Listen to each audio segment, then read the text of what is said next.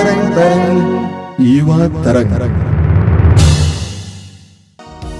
तेरे साथ रहने हे प्रभु यह दिल मेरा तड़पे, तेरे साथ रहने हे प्रभु यह दिल मेरा तड़पे। तेरे साथ रहूं, तेरे साथ चलूं, तेरे साथ रहूं, तेरे साथ चलूं, तेरे साथ रहने हे प्रभु यह दिल मेरा तड़पे। तेरे साथ रहने हे प्रभु यह दिल मेरा तड़पे। तेरे साथ जुड़ने हे प्रभु यह दिल मेरा तड़पे। तेरे साथ जुड़ने हे प्रभु यह दिल मेरा तड़पे।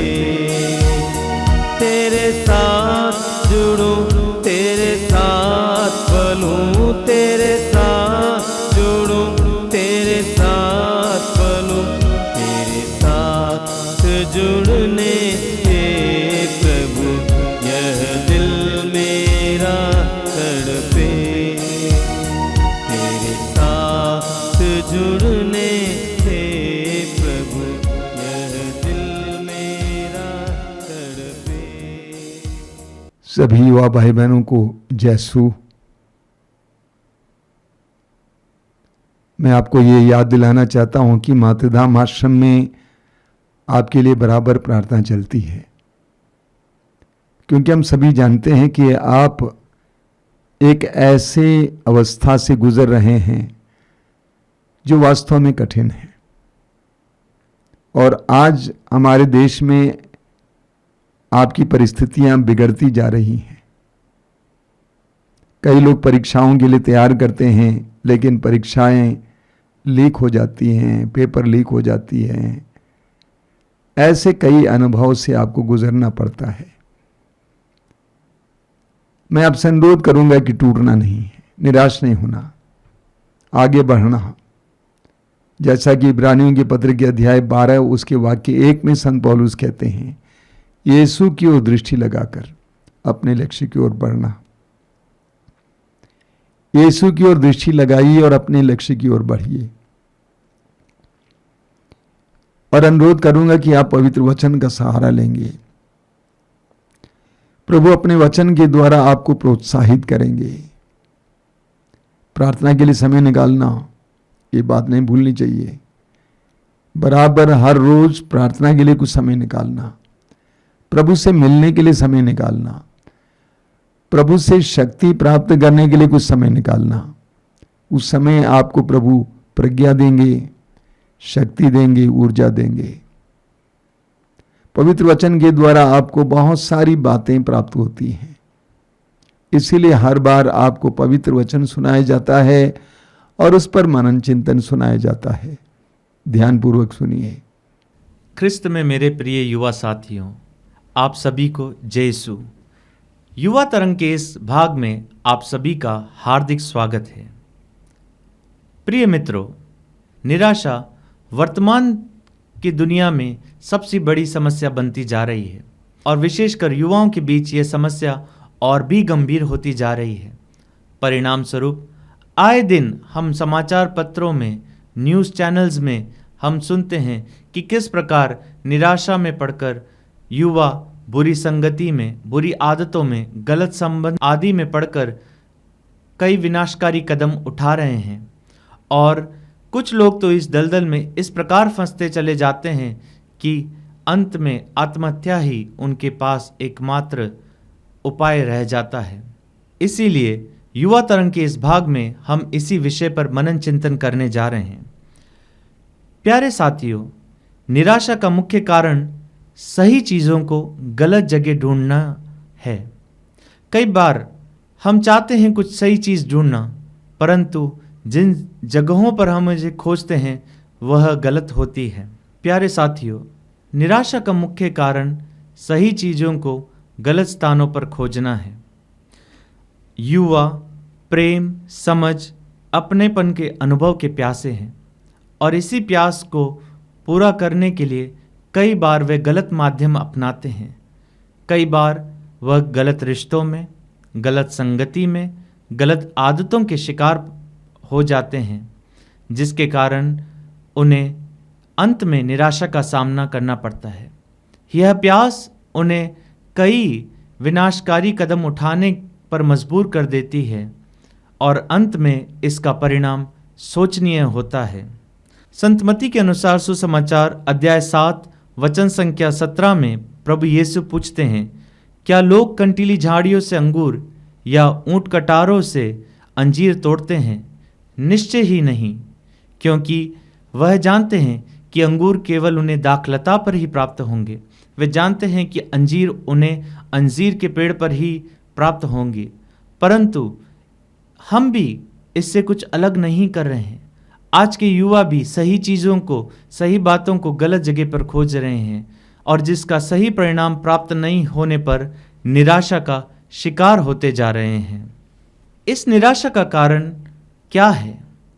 इसका उत्तर हमें नबी यिर्मयाह का ग्रंथ अध्याय 2 वचन संख्या 16 में प्राप्त होता है। प्रभु का वचन कहता है, मेरी प्रजा ने 2 अपराध किए हैं। उसने मुझे संजीवन जल के स्रोत को त्याग दिया और अपने लिए ऐसे कुंड बनाए जिनमें दरारें हैं और जिनमें पानी नहीं ठहरता। प्यारे मित्रों, यह वचन हम पर भी लागू होता है, क्योंकि सांसारिक आनंद, भोग विलास और अन्य चीज़ों के पीछे हम लगे रहते हैं। प्यारे मित्रों, यह वचन हम पर भी लागू होता है। सच्चा आनंद, सच्चा प्रेम, सच्ची शांति का अनुभव करने की खोज में हम प्रभु से बहुत दूर चले जाते हैं, उसका तिरस्कार कर बैठते हैं, संसार को अपनाते हैं, परंतु ईश्वर से विमुख हो जाते हैं। परिणाम स्वरूप हमें निराशा का सामना करना पड़ता है। हम भी जिस प्रकार वचन कहता है, इस प्रकार के कुंड बनाते हैं जिनमें दरारें हैं और जिनमें पानी नहीं ठहरता। यह दरार भरे कुंड क्या हैं? यह दरार भरे कुंड है गलत बातें, गलत रिश्ते, गलत व्यवहार। कई बार हम देखते हैं कि कुछ युवा जिन्हें घर में प्रेम प्राप्त नहीं होता है, वह अन्य जगह जाकर गलत रिश्तों में पड़ जाते हैं और अंत में शोषण का शिकार हो जाते हैं। कई बार हम अकेलापन महसूस करते हैं और उस अकेलापन को मिटाने के लिए हम गलत आदतों में फंस जाते हैं। उदाहरण के लिए मोबाइल का दुरुपयोग या अन्य कई ऐसी बातें, और इन सभी बातों का जो अंत परिणाम होता है वह होता है निराशा, क्योंकि हम भी जानते हैं कि हमने क्या किया है और जो हमने किया है उससे हमें केवल निराशा ही प्राप्त होती है। हम संसार की चीज़ों में आनंद ढूंढते हैं, परंतु वह आनंद केवल क्षण भर रहता है और उसके बाद हम पुनः उदास हो जाते हैं, पुनः निराश हो जाते हैं।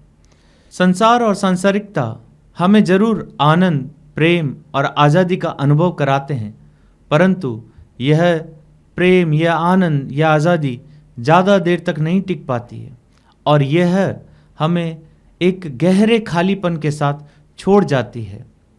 और वह खालीपन भरने के लिए हम फिर से उन्हीं गलत आदतों में, उन्हीं गलत बातों में हम और गहराई से गिरते जाते हैं। हमारी हालत उस उड़ाऊ पुत्र के समान हो जाती है जो सूअरों के खाने से भी अपना पेट भरने के लिए मजबूर हो जाता है। कई बार हम भी जब इन बातों से लगाव करते हैं तो हम ईश्वर से विमुख हो जाते हैं। हमारे जीवन में भी जब हम उस उड़ाऊ पुत्र के समान संसार में पिता से दूर जाकर आनंद ढूंढते हैं, तो अंत में जो हमारे अंदर बचता है वह होता है केवल खालीपन, एक निराशापूर्ण स्थिति जिससे निकलने का हमें कोई रास्ता नहीं दिखाई देता है। और वही है हमारे जीवन में दरार पड़े हुए कुंड।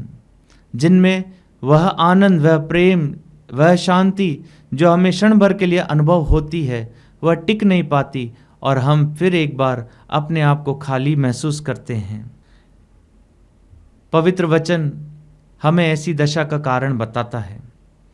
नबी ईसायास का ग्रंथ अध्याय 48 वचन संख्या 18 में प्रभु का वचन कहता है, यदि तुमने मेरी आज्ञाओं का पालन किया होता तो तुम्हारी सुख शांति नदी की तरह उमड़ती रहती और तुम्हारी धार्मिकता समुद्र की लहरों की तरह।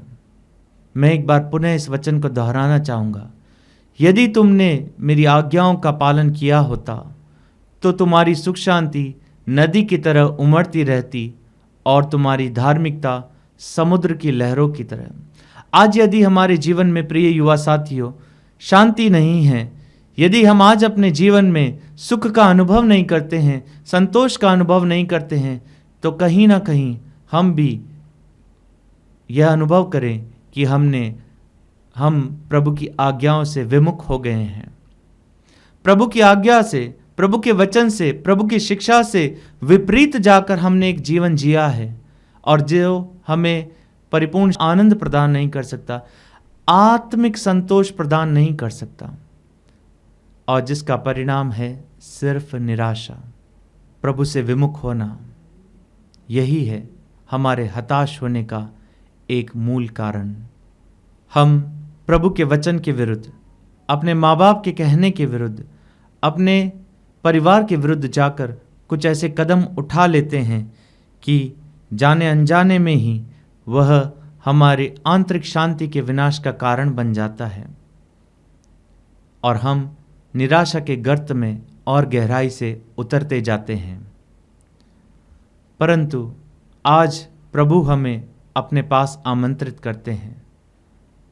चाहे हमारा जीवन किसी भी प्रकार की निराशा से पूर्ण हो, चाहे हम हमारे अंदर वह ग्लानि अनुभव करें कि किन बातों के कारण आज हमें इस स्थिति का सामना करना पड़ रहा है, प्रभु अपनी बाहें फैलाकर हमें अपने पास बुलाते हैं। हमें चाहिए कि हम उड़ाऊ पुत्र के समान उस प्रभु के पास लौट आएं, पश्चातापी हृदय के साथ। जो धनी युवक अनंत जीवन की खोज का प्रश्न लेकर प्रभु के पास आता है, हम भी उसी अनंत जीवन के लिए लालायित होते हुए उस लालसा के साथ प्रभु के पास आए। धनी युवक के पास सुख साधनों की कमी नहीं थी, परंतु उसके हृदय में शांति नहीं थी, एक खालीपन था, और जिसे वह लेकर प्रभु के पास आता है। हमें आज जक्कैयुस के समान जीवन बदलने का निश्चय लेकर प्रभु के सामने आना है। जक्कैयुस के पास भी काफ़ी धन संपत्ति थी, वैभव था, सब कुछ था, परंतु मन की शांति नहीं थी, एक निराशापूर्ण जीवन। परंतु उसने जीवन बदलने का निश्चय करते हुए ईश्वर के पास आने की ठानी और उसका जीवन बदल दिया। अवश्य जब हम भी पश्चाताप के साथ, हम भी अनंत जीवन की लालसा के साथ, एक जीवन को बदलने की दृढ़ निश्चय के साथ जब हम प्रभु के पास आएंगे, तो ईश्वर भी हमारे जीवन को बदल देंगे। आज प्रभु हमारी इस निराशापूर्ण स्थिति में प्रत्येक युवा से कह रहे हैं, तुम मेरे पास आओ। आज इस निराशापूर्ण स्थिति में प्रभु हमसे कह रहे हैं, यूहन्ना का सुसमाचार अध्याय 16 वचन संख्या 33, ढारस रखो, मैंने संसार पर विजय पाई है। प्रभु हमें ढारस रखने के लिए आमंत्रित करते हैं। वह कहते हैं कि मैंने संसार पर विजय पाई है। जब हम हमारे जीवन में अनुभव करते हैं, संसार के कारण, सांसारिकता में जीवन बिताने के कारण, जब हम इस निराशापूर्ण स्थिति का सामना कर रहे हैं, उस स्थिति में प्रभु कहते हैं, मैंने इन सब बातों पर विजय पाई है। संत यूहन्ना अपने पहले पत्र में अध्याय 2 वचन संख्या 14 में हमें बताते हैं, युवकों तुम शक्तिशाली हो, तुम में ईश्वर का वचन निवास करता है, तुमने दुष्ट पर विजय पाई है। मैं यह वचन दोहराना चाहूँगा। संत यूहन्ना अपने पहले पत्र अध्याय 2 वचन संख्या 14 में हमें बताते हैं, युवकों तुम शक्तिशाली हो, क्योंकि वचन तुम में निवास करता है और तुमने दुष्ट पर विजय पाई है। आज जब हम भी जीवन से हार कर बैठे हैं, तब हमें भी अपने अंतरतम में झांकना है और जानना है कि हमारे अंदर कौन निवास करता है। संत योहन बताते हैं कि तुम में वचन निवास करता है, और जब वह वचन, वह सशक्त वचन, वह जीवन वचन हम में निवास करता है, तो हम निराश होकर नहीं बैठ सकते, हम हताश होकर नहीं बैठ सकते, क्योंकि वह वचन जीवन बदलने वाला वचन है। वह वचन हमारे निराशापूर्ण स्थिति को भी आशापूर्ण बनाने वाला वचन है। वह वचन जीवन के असंभव परिस्थितियों को संभव में परिवर्तित करने वाला वचन है। प्रभु का यही वचन हमें सांसारिकता पर विजय दिलाने में सहायक है। इसलिए हमें मन फिराकर प्रभु के पास लौटना है, क्योंकि ईसाया का ग्रंथ अध्याय 54 वचन संख्या 4 में प्रभु हमसे कहते हैं, डरो मत, तुझे निराशा नहीं होगी, घबराओ मत, तुम्हें लज्जित होना नहीं पड़ेगा, तुम अपनी तरुणाई का कलंक भूल जाओगे। अपनी तरुणाई का कलंक, अपने युवावस्था का कलंक। शायद कुछ कार्य हमने ऐसे किए होंगे जो हम किसी को बता नहीं सकते। शायद हमारे कुछ कार्य ऐसे होंगे जो दूसरों के सामने हम प्रकट नहीं कर सकते, और उसी की ग्लानि में हम निराश होते जा रहे हैं, हताश होते जा रहे हैं। वही ग्लानि हमें अंदर से खाती जा रही है। परंतु आज प्रभु कहते हैं, निराश मत हो, घबराओ मत, मैं तुम्हारी तरुणाई का कलंक मिटा दूंगा। हमें चाहिए कि हम पूर्ण विश्वास के साथ, पूर्ण भरोसे के साथ, निराश होकर नहीं, आशा के साथ प्रभु के पास आए, और वह प्रभु हमें निश्चय ही आशापूर्ण बनाएगा और हमारा जीवन बदल देगा। बस हमें चाहिए कि हम सही चीज़ों को गलत जगह नहीं खोजें, बल्कि सही चीज़ें खोजें। एक युवा होने के नाते हमें क्या चाहिए? शायद आपके जीवन में भी या किसी भी युवा को 3 चीज़ें सबसे ज़्यादा प्रिय लगेगी। पहला, रोमांस, प्रेम। दूसरा, एडवेंचर, कुछ भी जोखिम भरा कार्य करना। तीसरा है अचीवमेंट, कुछ उपलब्धि हासिल करना। एक विश्वासी युवा के लिए ये 3 चीज़ें भी उतने ही आवश्यक हैं जितने कि संसार के अन्य लोगों के लिए। परंतु संत अगस्तिन हमें बहुत ही सुंदर शब्दों में इन चीज़ों की श्रेष्ठता, इन चीज़ों के श्रेष्ठ अनुभव का एक रास्ता हमें देते हैं। वह कहते हैं, ईश्वर को प्यार करना सबसे बड़ा प्रेम है। To love God is the greatest romance.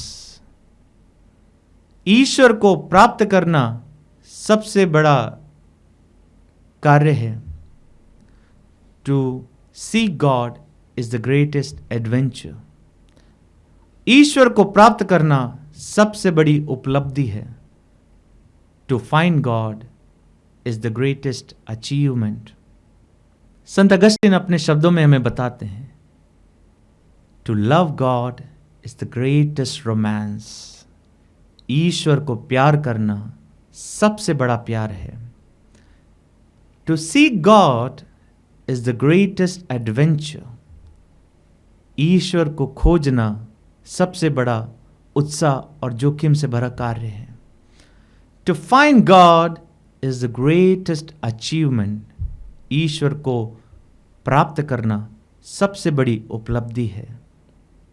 आज जब हम भी अन्य युवाओं के समान इन्हीं 3 चीज़ों को अपने जीवन में चाहेंगे, रोमांस, एडवेंचर, अचीवमेंट, तो क्यों ना हम भी संत अगस्तिन की सलाह को मानते हुए इन बातों को अपनाएं। ईश्वर को प्यार करें, ईश्वर को खोजें और ईश्वर को प्राप्त करने की कोशिश करें, और निश्चय ही इन बात में हमें कभी निराशा का सामना नहीं करना पड़ेगा। आज जब हम संसार में अपनी खुशी ढूंढते हैं, अपना आनंद खोजते हैं, तो हमें संत पौलुस का कथन भी बहुत अच्छे से याद रखना होगा। फिलिपियों के नाम पत्र अध्याय 3 वचन संख्या 8 और 9, इसमें संत पौलुस जो स्वयं एक सांसारिक जीवन जिए थे, वह भी जवान थे, सांसारिक जीवन जिया, परंतु जब एक बार ईश्वर से मिल गए तो उन्होंने यह सुंदर वचन कहा, मैं प्रभु ईसा मसीह को जानना सर्वश्रेष्ठ लाभ मानता हूँ और इस ज्ञान की तुलना में हर वस्तु को हानि ही समझता हूँ। उन्हीं के लिए मैंने सब कुछ छोड़ दिया और उसे कूड़ा समझता हूँ। आज जिन बातों में हम इतनी खुशी पा रहे हैं, जिन बातों में हम इतनी शांति पा रहे हैं, जिन बातों में हम इतना आनंद और उल्लास पा रहे हैं, संत पौलुस कहते हैं यीशु को जानने की तुलना में यह सब मेरे लिए कूड़ा है। हम भी इसी कूड़े में जीवन का आनंद रूपी धन खोजते हैं और अंत में निराशा का सामना करते हैं। आज हम भी स्तोत्रकार के साथ मिलकर प्रभु से प्रार्थना करें, जिस प्रकार स्तोत्र ग्रंथ अध्याय 90 वचन संख्या 12 में वचन कहता है, हमें जीवन की क्षणभंगुरता सिखा जिससे हम में सद्बुद्धि आ जाए। प्रभु से प्रार्थना करें इन्हीं शब्दों को ध्यान में रखते हुए, जब भी हम सांसारिकता में आनंद खोजें, सांसारिकता में प्रेम खोजें, सांसारिकता में शांति खोजें, प्रभु का ये वचन हमें जीवन की क्षणभंगुरता सिखाए, हमें इन सभी सांसारिक आनंद और मोहमाया की क्षणभंगुरता सिखाए, ताकि हम निराश न हो बल्कि वचन में दृढ़ होकर, यीशु में दृढ़ होकर आनंदमय जीवन व्यतीत कर सके और निश्चय ही हम निराशा से आशा की ओर कदम रखेंगे, हम भी आशा के स्रोत बन जाएंगे। इसी प्रार्थना और शुभकामना के साथ आप सभी को जय यीशु। आइए हम प्रार्थना करें। अपनी आंखें बंद कीजिए। हे प्रेमी पिता, तेरे पवित्र वचन में लिखा हुआ है,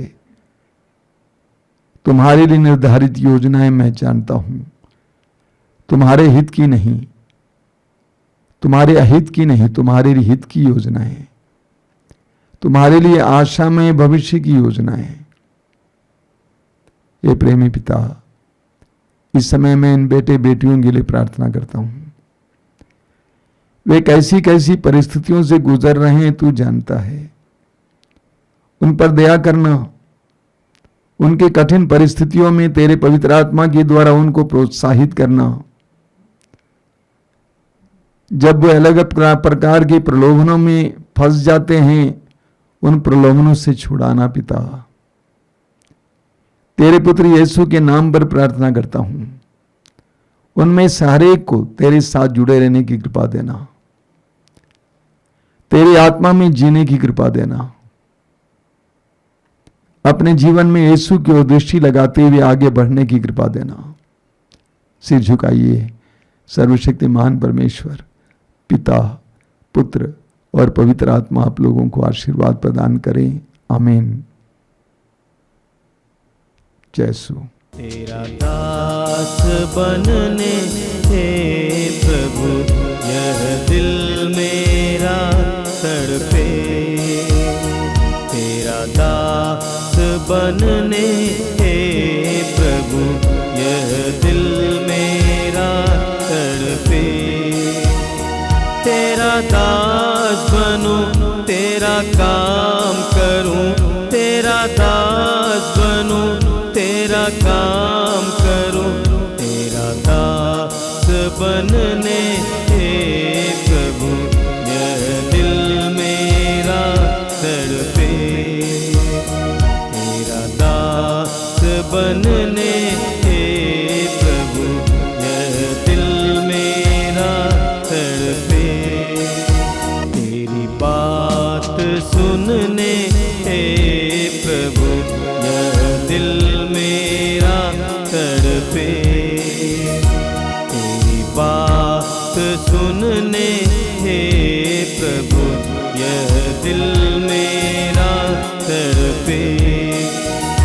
तेरी बात सुनो, तुझे नाथ कहूँ, तेरी बात सुनो, तुझे नाथ कहूँ।